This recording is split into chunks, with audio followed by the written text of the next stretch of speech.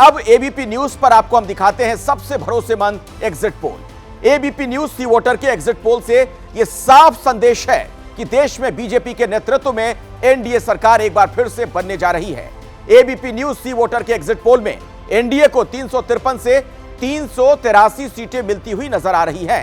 आपको हम यह बता दें, एग्जिट पोल की जो तस्वीर दिख रही है उसके मुताबिक एनडीए 2019 का अपना ही रिकॉर्ड तोड़ सकती है। तो आइए सीधे मैं आपको अब डेटा सेंटर लिए चलता हूं। मेरी सहयोगी श्रीन वहां पर मौजूद हैं जो आपको विस्तार से इसके बारे में बताएंगी। श्रीन। बिल्कुल अखिलेश, ये अनुमान है, ये सबसे सटीक अनुमान है। ये बताएगा कि 4 जून के दिन किस तरह की तस्वीर उभरकर सामने आ सकती है और इसीलिए हमने अपने सर्वे में वो तस्वीर साफ करने की कोशिश की है। और इसीलिए हम यहाँ इस वक्त इस सेंटर में, जिसे हमने पावर सेंटर नाम दिया है, आप देखिए मैं इस वक्त कहां पर हूं। ये देश का दिल यानी कि दिल्ली, और दिल्ली में जिस तरह से कनॉट प्लेस में ये आप ऊंची ऊंची और चमचमाती हुई सड़कें देख रहे हैं, आप इमारतें देख रहे हैं, यहीं पर वो संसद भवन ही थोड़ा दूर भी पर मौजूद है। वो संसद भवन जहां से आपने अपने जनप्रतिनिधियों को चुनकर भेजा है। और यहीं पर हम आपको बताएंगे कि आखिर अब क्या होने जा रहा है। 4 जून को वो कौन सी तस्वीर साफ होने जा रही है, ये अनुमान है। अनुमान, लेकिन सटीक अनुमान जो आपको एक आइडिया देगा, और आइडिया इस बात को लेकर भी कि किस तरीके से आपको ये पता चलेगा कि आखिर किन के दावों पर भरोसा जनता ने किया है और किसे खारिज कर दिया है पूरी तरीके से। अब आपके सामने सबसे पहले हम आपके जो आंकड़ा लाने वाले हैं वो है सबसे बड़ा प्रदेश, सीटों के लिहाज से महत्वपूर्ण, यानी कि उत्तर प्रदेश। और देखिए डेटा आपके सामने है, और उत्तर प्रदेश की 80 सीटों में से यहाँ 62 से 66 सीटें एनडीए को जाती दिख रही है। और इसी के साथ यहाँ पर इंडिया गठबंधन को 15 से 17 सीटें मिल सकती हैं और अन्य के खाते में कुछ भी जाता हुआ दिखाई नहीं दे रहा है। तो उत्तर प्रदेश की ये तस्वीर 80 सीटों की, जिसमें 62 से 66 सीटें एनडीए को जाती हुई दिख रही है। अब आगे बढ़ते हुए बिहार की 40 सीटों का भी लेखा जोखा आपके सामने रख देते हैं, और ये एग्जिट पोल बताता है कि 34 से 38 सीटें जो हैं वो एनडीए को मिल सकती है, और महज 3 से 5 सीटों पर यहां इंडिया गठबंधन अपना कब्जा कर सकता है। बिहार, जहां से इंडिया गठबंधन को बहुत उम्मीदें हैं, लेकिन यहां पर उम्मीदों पर फिलहाल पानी फिरता हुआ दिखाई दे रहा है इस एग्जिट पोल के माध्यम से।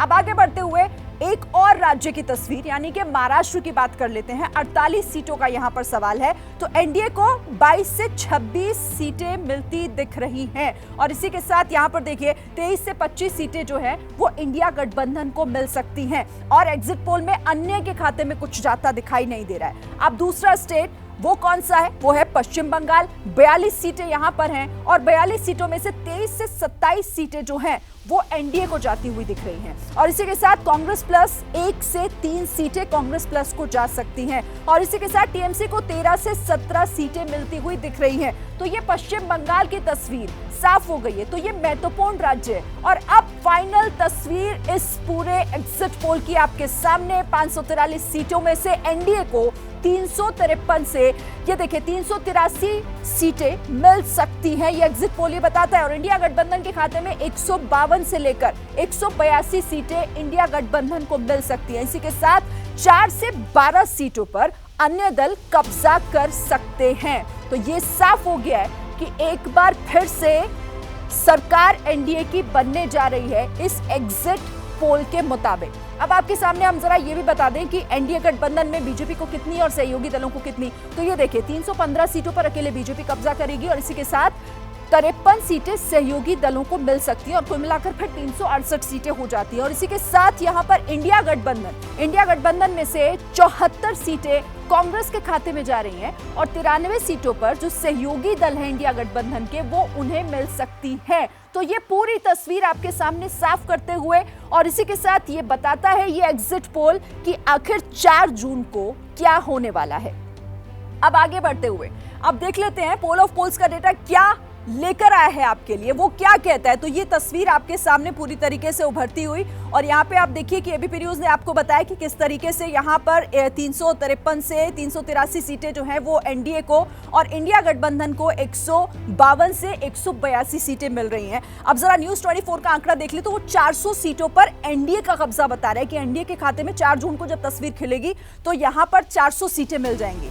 और 107 सीटों पर इंडिया गठबंधन यहां पर, और अन्य के खाते में 36 जाती दिख रही है। अब इंडिया टीवी का जो सर्वे है वो ये कहता है, एग्जिट पोल, कि 371 से 401 यहां पर जो है वो एनडीए गठबंधन को मिल रहा है।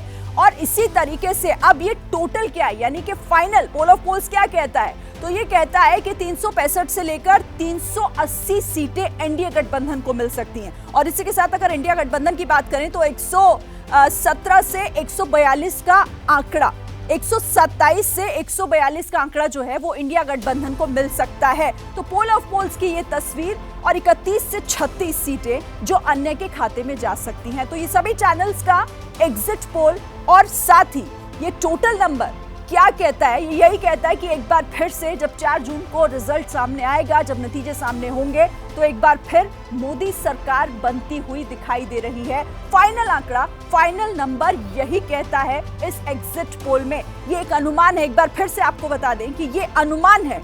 असल तस्वीर 4 जून को साफ होगी, लेकिन उससे पहले एग्जिट पोल के नतीजे मोदी सरकार तीसरी बार बनाते हुए दिखाई दे रहे हैं। अखिलेश। बिल्कुल शिरीन, इसका साफ तौर पर इशारा यही है जो नजर आ रहा है, जो बड़ी तस्वीर है कि मोदी हैट्रिक लगाते हुए दिख रहे हैं। इस पूरे मुद्दे पर हम बातचीत करेंगे। कई खास मेहमान भी मेरे साथ जुड़ रहे हैं, उनसे मैं आपका परिचय करवा दूं। सचिन सावंत कांग्रेस के प्रवक्ता मेरे साथ मौजूद हैं। जफर इस्लाम भारतीय जनता पार्टी से हमारे साथ जुड़ गए हैं। अनुराग भदौरिया समाजवादी पार्टी के नेता हमारे साथ जुड़ने वाले हैं। चेतन भगत जी को आप स्टूडियो में देख सकते हैं, आप लेखक हैं। संजय कुमार प्रोफेसर हैं सीएसडीएस के, उनसे भी हम बातचीत करेंगे। और यशवंत देशमुख मेरे साथ यहां पर मौजूद हैं, आप फाउंडर हैं सी वोटर के। और पहला कमेंट यशवंत आप ही से लेना चाहूंगा इस पर। छोटे में ये बताइए, ये क्या इशारा है, क्योंकि औसत में भी हम देख रहे हैं, जब तमाम जो एग्जिट पोल के औसत है उसमें भी 365 प्लस एनडीए। ये इशारा केवल ये है कि एग्जिट पोल 5 साल में एक बार जो होते हैं उनको एक कोने कीजिए, लेकिन एबीपी सी वोटर का जो ट्रैकर जो रोज होता है, जो हम साल भर करते हैं, ये उसी का एक्सटेंशन दिख रहा है। तो जहाँ पे हमने जिस दिन इलेक्शन कमीशन ने एम्बार्गो लगाया था और हमने जहाँ पे छोड़ा था, उसमें और आज के एग्जिट पोल में जिन जिन राज्यों में जिस दिशा में जो जा रही थी गाड़ी, एंटी बीजेपी या प्रो बीजेपी, उसी डायरेक्शन में और आगे बढ़ी है और नतीजे आपके सामने हैं। जो बात समझने की है वो ये कि दक्षिण में बीजेपी का विस्तार हो रहा है, उत्तर में बहुत सारी जगहों पर बीजेपी को कठिनाई भी आ रही है, लेकिन जो कठिनाई आ रही है वो दरअसल गलत कैंडिडेट जो उनके सिटिंग एमपीज हैं उनके नॉन परफॉर्मेंस से आ रही है। लेकिन उसके बावजूद भी प्रधानमंत्री नरेंद्र मोदी की लोकप्रियता के कारण वो उन सारी बाधाओं के ऊपर भी जा करके अंत में लोग उनको वोट दे रहे हैं। तो मैंडेट ये प्रधानमंत्री मोदी के नाम का है। और जो सबसे इंपॉर्टेंट बात यह है मेरे लिए एक एनालिस्ट के लिहाज से कि देखिए, प्रो इनकम्बेंसी होना एक अलग बात है। सामान्यतः जब प्रो इनकम्बेंसी होती है तो पिछली बार का मैंडेट थोड़ा कम, उससे थोड़ा सा कम होकर होते होते आता है एक प्रचंड बहुमत से सामान्य बहुमत की ओर इनकम्बेंसीज एक गिरती हैं धीमे धीमे। ये प्रो इनकम्बेंसी पहली बार मुझे दिख रही है कम से कम भारत के इतिहास में, जिसमें तीसरे मैंडेट में मिलने वाले वोट और मिलने वाली सीटें हर बार नरेंद्र मोदी की बढ़ रही है। ठीक है, उस लिहाज से ये बहुत। मैं अपने राजनीतिक मेहमानों के पास जाऊं उससे पहले चेतन भगत जी, क्या ये जो नतीजा आ रहा है इसका एक अर्थ हम ये निकाल सकते हैं कि मोदी के समर्थन और उनके विरोध में वोट पड़ा है? कुल मिलाकर यही तस्वीर दिख रही है। एक तो ऐसे लग रहा है कि जैसे ये पिक्चर पहले देखी हुई है। अच्छा, हमको सबसे पहले लग रहा है पिक्चर पहले देखी हुई है, लेकिन पिक्चर अलग भी है। जैसा कि सर ने अभी बताया कि प्रो इनकम्बेंसी ये कुछ अलग तरीके से हुआ है। बीजेपी एक पेड़ की तरह है जो हर जगह उगता रहता है, वो देश में अलग अलग जगह एक झाड़ है जो और बड़ा होता जा रहा है। हालांकि इंडिया गठबंधन ने उस झाड़ को काटने की थोड़ी कोशिश की, बाकी स्टेट्स में थोड़ा थोड़ा काटा भी, लेकिन वो तब तक साउथ में और कई और जगह इतना और बढ़ गया कि ओवरऑल नंबर और भी बढ़िया है। मैं कहूँगा कि देखना इसमें सबके लिए कुछ पॉजिटिव है। बीजेपी तो बोलेगा ही कि हम तीसरी बार आ गए और सीटें शायद बढ़ भी जाएंगी, ऐसे लग रहा है। और आपका अपना जो पोल है उसमें कांग्रेस को 74 सीटें आप दे रहे हैं, तो पिछली बार तो 50 से कम थी, तो वो भी बोलेंगे हमारा भी 50%, हमने भी बेटर किया है। तो सब खुश हैं और सरकार भी बन रही है। और मोदी जैसी कोई ब्रांड नहीं है, सच्ची में मोदी जैसा कोई नहीं है। मतलब ब्रांड मोदी पर एक बार फिर से आपको लग रहा है जनता भरोसा कर रही है, ये कहना चाह रहे हैं? भरोसा कर रही है। और ये जो काफी बीच में अभी चला था थोड़ा बहुत कि अरे नहीं रुख बदल रहा है, सब बदल गया है, अभी देखना होगा क्या, ये सोशल मीडिया से लोग थोड़ा दूर रहे और ग्राउंड में ज़्यादा देखें। अल्टीमेटली जमीनी हकीकत अलग थी, आप ये जमीनी कह रहे सर ने हैं कहा कि ये सारी फाइनली चीजें लोग सोशल मीडिया हो पे थी। सकता है हाँ। कि गुस्सा भी हो सरकार से, हो सकता है कुछ नाराजगी भी हो, नहीं, लेकिन exit poll वोट का जो देना इशारा है, है, वोट मोदी को ही देना है और जी। नाराजगी भी उन्हीं को ठीक जतानी है है। भरोसा सचिन एक ही है। सावंत जी, तो इसका क्या हम मतलब ये निकाल सकते हैं कि आपकी कही बातों पर जनता भरोसा नहीं कर रही है? देखिए, पहले तो ये एग्जिट पोल दिखाई दे रहे हैं, ये एग्जैक्ट पोल नहीं है, ये अनुमान है। और सही मायने में जनता का जो पोल है वो 4 तारीख को आना है। तो जब तक निष्कर्ष निकाल के मोदी जी की लोकप्रियता के बारे में हम चर्चा करें, मैं समझता हूं कि 4 तारीख तक उसके लिए रुकना आवश्यक है, क्योंकि जनता का सही पोल है वो उसी वक्त आएगा। और मैं समझता हूं कि वो पोल सही होगा, उसके बारे में निष्कर्ष निकाल सकते हैं हम लोग। अच्छा, आप एग्जैक्ट पोल का इंतजार कर रहे हैं, चलिए करिए। जफर इस्लाम साहब, अभी कांग्रेस मानने को तैयार नहीं है, इंतजार 4 तारीख का करिए। देखिए, कांग्रेस तो पहले हार मान चुकी थी। उनके जो मीडिया डिपार्टमेंट के चीफ है उन्होंने मैसेज भी कर दिया, ट्वीट भी कर दिया कि हम पार्टिसिपेट नहीं करेंगे आज टीवी चैनल पे, एग्जिट पोल पे कोई चर्चा नहीं करेंगे, क्योंकि उन्हें पता था कि जो उनके पास भी सर्वे होता होगा, इंडिपेंडेंट सर्वे, और उस पर जो आंकड़े इसी तरह के आते होंगे, इसलिए उन्हें लगा कि फिर क्या करेंगे, 4 तारीख को डिफेंड करने के लिए कोई बात नहीं रहेगी आज जैसे बोल रहे हैं। तो खरगे साहब ने प्रेस कॉन्फ्रेंस करके, इंडिया अलायंस के पूरे लोगों ने प्रेस कॉन्फ्रेंस किया, खरगे जी ने किया, और इन लोगों को कॉन्फिडेंस दिया, हिम्मत दी कि नहीं जाना चाहिए, नहीं तो बहुत ख़राब लगेगा, इसलिए इन लोग आए हैं, वरना ये आज आते भी नहीं। हकीकत तो ये है कि हार पहले ही मान चुके हैं और इनको पता है कि ज़मीन पे जाते हैं सभी लोग, ज़मीन पे जब जाते हैं तो उनको समझ में आता है कि कैंडिडेट कोई भी हो, लेकिन वहाँ बात जो होती है वो मोदी जी के बारे में होती है। और उस लोकप्रियता का फ़ायदा भारतीय जनता पार्टी को जाहिर है और एनडीए को है, और एनडीए के कैंडिडेट भी इस बात को समझते हैं कि मोदी जी का जो बहुत बड़ा जो कंट्रीब्यूशन रहता है किसी भी कैंडिडेट को जीतने में। हमने जो कहा था, जो लक्ष्य आदरणीय प्रधानमंत्री जी ने रखा था 400 का, उस दिशा में हम लोग काम करते रहे। आप देखिए एग्जैक्ट जो नतीजे आएंगे वो 4 तारीख को आएंगे। किसी ने 400 भी दिया है, किसी ने 411 भी दिया है, किसी ने 401 भी दिया है, किसी ने 368 दिया, और अभी आपने पोल ऑफ पोल्स में दिखाया सबका जो एवरेज दिखाया वो 380 का दिखाया। हमें पूरा अनुमान भी है और उम्मीद भी है, और हम बहुत कॉन्फिडेंट इस बात को लेकर है कि जिस तरह से जनता का सपोर्ट मिला है और जो 10 साल का जो हमने लेखा जोखा और जो पूरा जो 10 साल में हमने काम किया है, लोगों के बीच में लेकर गए, और स्पेशली जो हमने जो 5 साल में वादे किए थे उसको 95%, 96% हमने कंप्लीट किया है, ठीक है, डिलीवर किया है। इसके मैनिफेस्टो में या संकल्प पत्र में जो दिखाया था वो पूरा किया, इससे लोगों का कॉन्फिडेंस बढ़ा और वो आशीर्वाद। हाँ, लेकिन हम भी ये बात कह रहे हैं बार बार कि अभी असल नतीजों का हमें इंतजार करना चाहिए। ये एग्जिट पोल है, वाकई में एग्जिट पोल तो है नहीं। संजय कुमार भी हमारे साथ जुड़े हुए हैं, प्रोफेसर है CSDS में। संजय जी, एक बात मुझे जरा बिहार के संदर्भ में समझाइए। वहां ऐसा लग रहा था कि इंडिया, अच्छा संजय जी हमारे साथ नहीं, यशवंत जी आप ही से मैं समझना चाहूंगा। फिर ये बिहार में लग रहा था कि इंडिया गठबंधन बहुत मजबूती के साथ लड़ रहा है। वहां पर आप देख रहे थे प्रचार के दौरान भी कैसे एग्रेसिव कैंपेन करते, तेजस्वी भी नजर आए, कांग्रेस के बाकी नेता भी। वहां कैसे इंडिया गठबंधन की जो परफॉर्मेंस इतनी खराब? देखिए, ये विधानसभा का नहीं लोकसभा का चुनाव है, और जिस तरह से कर्नाटक के विधानसभा चुनाव में प्रधानमंत्री नरेंद्र मोदी जाके प्रचार कर रहे थे, लेकिन वो दरअसल वो एम्ड विधानसभा पे नहीं था, वो उनका प्रचार लोकसभा पे एम था। उनको अच्छे से पता था कि हम यहाँ पे हमारी पार्टी की दुर्गति होने वाली है। मुझे लगता है कि तेजस्वी यादव का ये जो अभी का प्रचार है वो उनका आप हैजिंग कह लीजिए या जिस तरीके से कर लीजिए, मुझे नहीं पता, लेकिन वो बेसिकली उनका वो निवेश है आने वाले विधानसभा चुनाव के लिए। इसमें किसी को संदेह नहीं होना चाहिए कि तेजस्वी यादव हमारे ट्रैकर में इस समय राज्य के नेताओं में बिहार में सबसे बड़े नेता बन के उभर चुके हैं। लोकसभा चुनाव के मद्देनजर वो प्रधानमंत्री मोदी से ज्यादा पॉपुलर नहीं है, तो स्वाभाविक सी बात है कि अगर लोकसभा का चुनाव है और प्रधानमंत्री मोदी से ज्यादा पॉपुलर नहीं है तो उस तरीके के नतीजे उनको नहीं मिलेंगे। एक बड़ा सीधा सा संकेत चेतन भगत जी फिर तो ये है कि मोदी लहर जो बार बार बात होती है वो बरकरार है। हाँ, मतलब लोग कह रहे थे हवा नहीं है, वेव नहीं है, एंटी वेव नहीं है, ये सब नहीं है। एक तो ये बिहार की जैसे आप बात करें तो एक जो नीतीश जी का हट जाना, लाइक उनको स्विच करना बहुत भारी पड़ा है इंडिया अलाउंस को। लोग कह रहे थे कि नहीं पड़ेगा, लोग उनको नहीं इस बात मतलब इनको सज़ा मिलेगी इस बात की, ऐसा कुछ नहीं हुआ है। और मुझे लगता है बंगाल में भी जो कांग्रेस ने और टीएमसी ने इकट्ठे नहीं पार्टिसिपेट किया जैसे कई और स्टेट्स में, तो काफ़ी अच्छा इंडिया गठबंधन ने अच्छे से किया है, तो उसका वो भी बहुत महंगा पड़ा। लेकिन फिर भी वो सब भी आप जोड़ लो तो 30-30 सीटें करके फिर भी 300 तो है ही।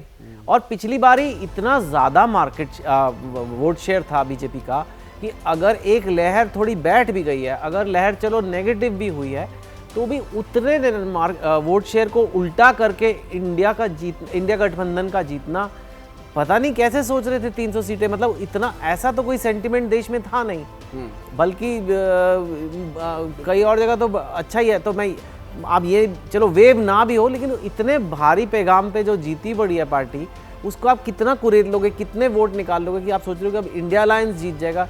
ऐसे सोचना भी पता नहीं, शायद कॉन्फिडेंस के लिए बोलते होंगे, आई डोंट नो। अच्छा, आपके मुताबिक वो अति आत्मविश्वास था इंडिया गठबंधन का? आप बताइए यशवंत जी, आपको लगता है वो कभी भी था कोई चांस? मुझे समझ में नहीं आया क्या हुआ कि एब्रेशंस पे बात होने लगी। मैं आपको सच बताऊं, जैसे 5 सीट फंस गई है राजस्थान में, ठीक है, अरे फंस गई है तो इसका मतलब ये नहीं है कि पहली बात तो कि 5 की 5 एक ही तरफ जा रही है। दूसरी बात, आप ये कह रहे हैं कि 20 सीट बीजेपी की क्लियर है, 5 फंस गई है, ठीक है, 60 सीट क्लियर है, 20 सीट उत्तर प्रदेश में। तो ये जो एब्रेशंस हैं कि आप छोटी छोटी सीट जगहों पे लोकल कारणों से, बीजेपी के खराब कैंडिडेट के कारण वो सीटें फंस गई, उसको आपने एक जनरलाइज तरीके से नापना शुरू कर दिया एनालिस्ट ने कि नहीं अब तो मैं आगे बात करूंगा, यशवंत जी उस पर आगे बात करूंगा। एबीपी न्यूज पर आप देख रहे हैं देश का एग्जिट पोल, और जो औसत आंकड़ा है तमाम पोल्स को अगर हम जोड़ भी लें, वो साफ तौर पर यह दिखा रहा है कि एक बार फिर से मोदी सरकार। मेरे साथ संजय जी भी जुड़ गए सीएसडीएस से। संजय जी, इशारा क्या आपको नजर आ रहा है बिटवीन द लाइंस? अगर हम पढ़ें तो क्या हम कह सकते हैं, जो मैं अभी ब्रेक के पहले चेतन जी से भी सवाल पूछ रहा था, कि ब्रांड मोदी कायम है?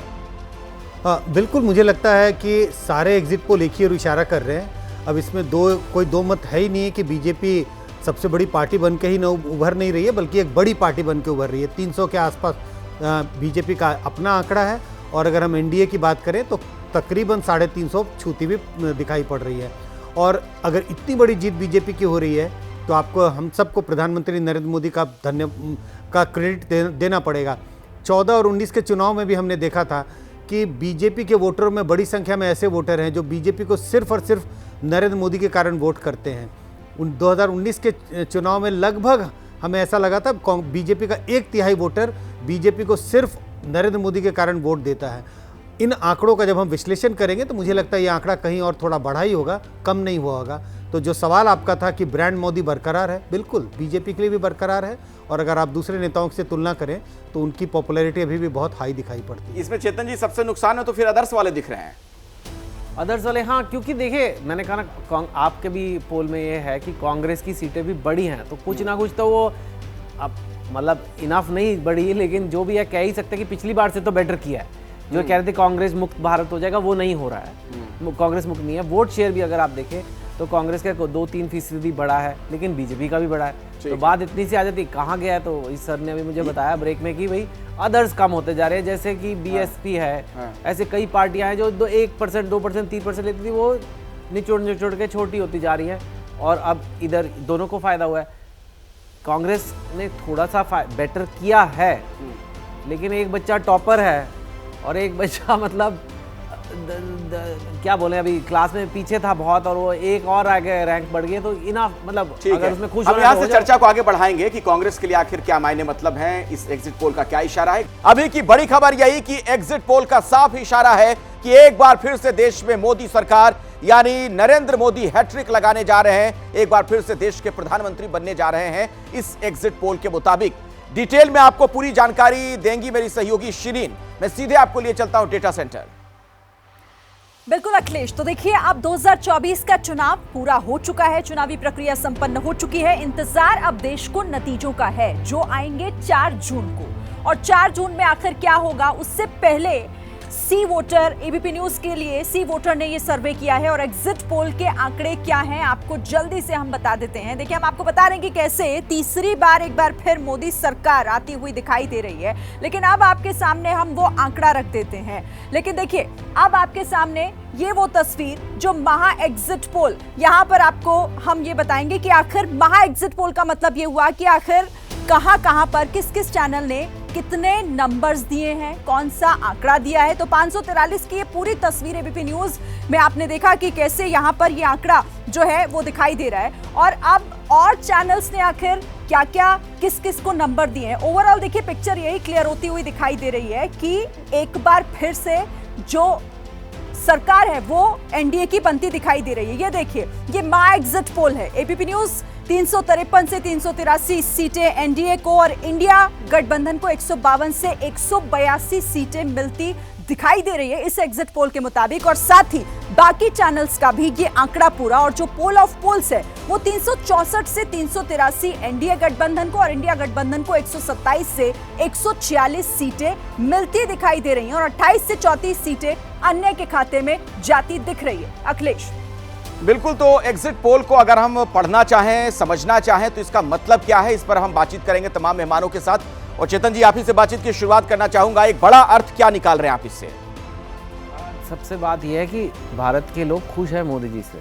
आई मीन ये ऐसा नहीं है कि पहली बार चुना जा रहा है, टेस्टिंग एक बार चलो एक हवा में हो जाता है, 2 बार भी चलो बाय चांस हो गया, 3 बार। आप भी पत्रकार हैं, जब आप कोई न्यूज़ पढ़ते हैं, जब आप कोई न्यूज़ खबर देखते हैं तो जब 3 सोर्सेज बोलते हैं तो आप कहते हैं हाँ ये सच है, एक जना बोले तो पता नहीं। जब 3 बार कोई जीतता है तो दैट मीन्स कुछ ना कुछ वो सही कर रहा है। ये एक मैं ऐसे सिर्फ तारीफ़ करने के लिए नहीं कह रहा हूँ, ये किसी भी पॉलिटिशियन के लिए पूरी दुनिया में एक मास्टर क्लास है कि मोदी जी कैसे कैंपेन लड़ते हैं, कैसे उनकी पार्टी चलती है। ये 3 बार इतने बड़े देश में, इतने डिवर्स देश में, इतने अलग अलग तरह के लोग हैं इस देश में, 3 बार इतना ज़बरदस्त 40% वोट शेयर से जीत के आना। और मुझे पता है कि ये नंबर सही होंगे। बहुत से लोग आपके शो में बोलते हैं एग्जिट पोल सही नहीं होंगे। मुझे थोड़ा बहुत, हमने भी मैच पढ़ा है, जिस तरीके से ये नंबर बनाए जाते हैं, जिस तरीके से कंसिस्टेंसी है, बहुत ज़्यादा फर्क नहीं होगा।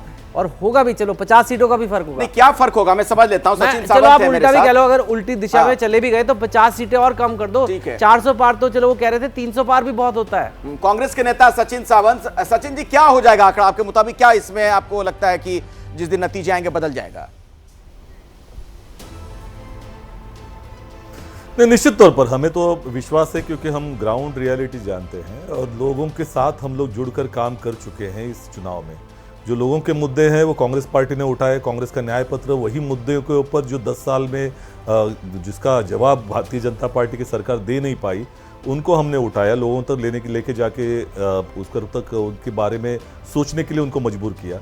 अगर ये हाल ना होता मोदी जी का, तो उन्होंने से मंगलसूत्र से लेकर भैंस से लेकर या मुसलमान बोलना शुरू नहीं किया होता। तो निश्चित तौर पर उन्होंने जो आखिरी चरण तक इस चुनाव को लोगों को बांटने में मतलब वक्त ज़ाया किया था, बशर्ते इसके कि जो हमारी अपेक्षा थी कि वो लोगों के मुद्दे उठाए, लेकिन वैसा उन्होंने किया नहीं। तो निश्चित तौर पर दिखाई दे रहा है कि बीजेपी चूंकि डरी हुई थी, ऐसा इसलिए किया जा रहा था, ये चुनाव के हाथ से निकल जा रहा है। क्योंकि आप इतने बड़े बड़े दिग्गज मेरे साथ है, ये कई लोग जो कहते हैं कि हम जमीन से जुड़े हुए हैं, हम लोगों के इश्यूज जानते हैं। मेरे ख्याल से आपने भी जमीन से ही ये एग्जिट पोल करे हैं, कहीं कूलर में बैठ के तो नहीं करे। तो ये भी एक सोच है, ये इनकी अकेले की नहीं है। बहुत लोग ये कह रहे हैं कि एक ज़मीन में कई लोग बड़े त्रस्त हैं और लोग बड़े ऐसे दुखी हैं और असली इश्यूज कुछ और है। तो क्या ज़मीन से जुड़ना और आपके ये पोल्स, ये नंबर क्या ज़मीन से नहीं जुड़े? ये देखिए, एक बड़ी अजीब सी बात है कि पहली बात तो ये कि एबीपी सी वोटर का ट्रैकर हम लोग 365 दिन करते हैं। ये एग्जिट पोल लास्ट में एक चीज़ आके दिख गई, और एग्जिट पोल कोई जहाँ पे हमारे ट्रैकर में हमने छोड़ा था आकलन, उससे कुछ अलग तस्वीर नहीं दिखाई दे रहा। इसलिए कई सारे हमारे दर्शकों को आज एग्जिट पोल देख करके शायद उतना वादा वो नहीं आया होगा, अरे यार पिक्चर देखी हुई लग रही है, ये हो सकता है ये भी लग रहा है। और अगर ऐसा है तो I am sorry for that, for ruining that. But ABP C voter के दर्शक जो हैं वो 365 दिन वो ये चीज देख रहे हैं कि कहाँ ग्राफ ऊपर जा रहा है, कहाँ नीचे जा रहा है। और यहाँ पे मैं एक बात कहना चाहूंगा, जो कांग्रेस के प्रवक्ता कह रहे हैं उसमें एक एलिमेंट की सच्चाई है कि अगर लोगों को दिक्कत है, परेशानी है, वो परेशानियां लगातार उन्होंने ट्रैकर में बताई, लेकिन उन परेशानियों के बाद हम जब ये पूछते हैं इस परेशानी का सॉल्यूशन आप किस में देखते हैं, वहां पे वो लोग कहते हैं 1:2 का रेशियो राहुल और नरेंद्र मोदी, 1:2 का रेशियो आता है कांग्रेस और बीजेपी का। तो केवल समस्या से नहीं होता, समस्या का समाधान कौन देगा, ये भी तो महत्वपूर्ण है। जफर इस्लाम जी, ब्रेक के पहले कांग्रेस के नेता को आप सुन रहे थे, सचिन सावंत जी का कहना था कि आप लोग घबराए हुए थे, इसीलिए हिंदू मुसलमान से लेकर तमाम मुद्दे आप बीच चुनाव में ले आए। इसका मतलब यह है कि जब नतीजे आएंगे तो ऐसा नहीं होगा जो एग्जिट पोल कह रहा है। देखिए, जमीनी हालात जो है उनको शायद मालूम नहीं है। आज देश की जनता जानती है कि बच्चा जब पैदा होता है उसके पैदाइश से लेके, पढ़ाई से लेके, स्कॉलरशिप से लेके, नौकरी से लेके, रोज़गार से लेके, और उनके परिवारजन को चाहे छत नहीं है तो छत दिया है, घर दिया है, या गैस कनेक्शन दिया है, फ्री गैस कनेक्शन, या फिर इलाज के लिए चाहिए, या बिजली पानी सड़क, सब बिजली पानी का कनेक्शन, सड़क दिया है, और इलाज के लिए जो है उनके लिए आयुष्मान भारत जैसी स्कीम लेकर आए प्रधानमंत्री, और साथ साथ राशन का भी इंतज़ाम किया है। जब आपको आपके ज़िंदगी में इस तरह के ईज़ ऑफ लिविंग का जो कॉन्सेप्ट जो है प्रधानमंत्री ने एक आम नागरिक के लिए किया, जो बार बार कांग्रेस पार्टी कहती थी, उसको ज़मीन में उतारने का काम प्रधानमंत्री जी ने किया है और देश का भी नाम रोशन किया है। जब एक आम नागरिक इसके बारे में सोचता है तो उसको सिर्फ एक ही नाम दिखता है, मोदी। वक्त नहीं है, मोदी जी को बराबर वक्त की कमी है। मैं कभी और इस पर आगे विस्तार से आपसे बातचीत करूंगा, लेकिन संजय जी एक छोटा सा कमेंट आपसे चाहूंगा।